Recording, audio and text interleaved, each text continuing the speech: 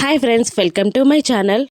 భూమి వెక్కి వెక్కి ఏడుస్తూ ఉండగా కృష్ణప్రసాద్ ఏంటమ్మా ఇది, వాడితో వెళ్ళిపోమ్మన్నాను కదమ్మా అని అడుగుతుండగా వెళ్ళిపోదామని అనుకున్నాను మామయ్య అని వెక్కి వెక్కి ఏడుస్తూ ఉంటుంది భూమి.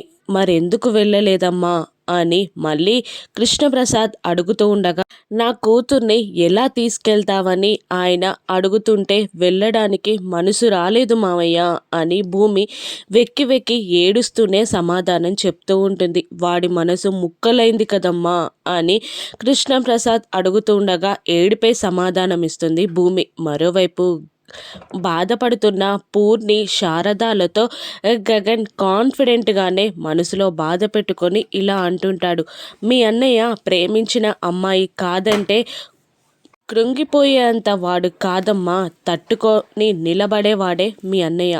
తను కాదన్నంత మాత్రాన నేనేమి దేవదాసునైపోను అని గగన్ అంటూ ఉండగా పూర్ణి శారద ఇద్దరు అలాగే చూస్తూ ఉండిపోతారు. ఇంకా ఇలా అంటుంటాడు గగన్, నేను ప్రేమించానని చెప్పడానికి ఎంత హక్కుందో తను కాదని చెప్పే అంత హక్కు కూడా తనకుంటుంది కదమ్మా అని అంటుండగా పూర్ణి ఏదో సమాధానం ఇవ్వబోతూ ఉంటుంది.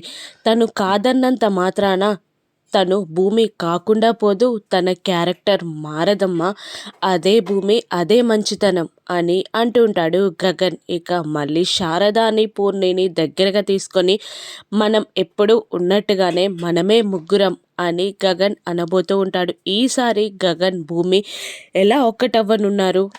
గగన్ మనసుని మళ్ళీ భూమి గెలుచుకుంటుందా? తన బాధని చెప్తుందా? శరత్ చంద్ర కన్న కూతురు భూమి అని గగన్ తెలుసుకుంటాడా?